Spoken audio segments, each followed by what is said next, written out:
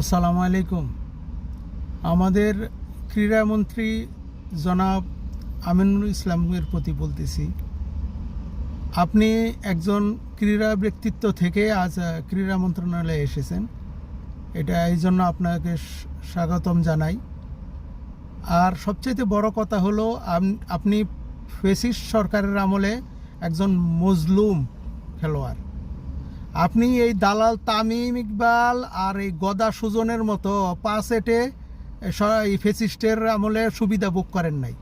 তাহলে আপনি কেন এই দালাল তামিম ইকবাল আর গদা সুজনের কথায় কেন এই বর্তমান ক্রিকেট বোর্ডকে কেন আপনি করবেন?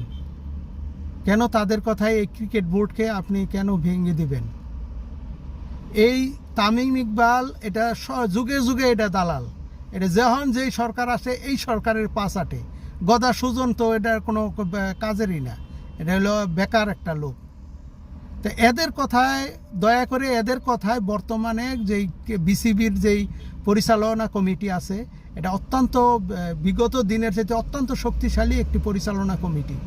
দয়া করে এই পরিচালনা কমিটিকে ভাঙবেন না, বা এই পরিচালনা কমিটিকে বিলুপ্ত করলে আমি বলতেছি, গ্যারান্টি দিয়ে বলতেছি, এই দেশে ক্রিকেট বিলুপ্ত হয়ে যাবে। তামিম ইকবাল এটা পাল্টিবাজ, এটা সবসময় পাল্টি দিবে। সে যখন যেদিকে বৃষ্টি দেখবে ওদিকেই ছাতি ধরে বসে থাকবে। আর গদা সুজন এটা তো এটার কোনো ব্যক্তিত্বই নাই। দয়া করে এদের কথায়, এই দালালদের কথায়, আপনি একজন মজলুম, সুতরাং দয়া করে এই দালালদের কথায় দেশের ক্রিকেটকে ধ্বংস করবেন না।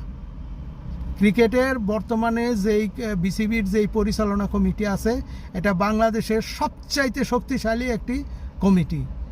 এই যে কমিটিকে সুযোগ দিন, এরা ক্রিকেটকে অনন্য উচ্চতায় নিয়ে যাবে। ধন্যবাদ।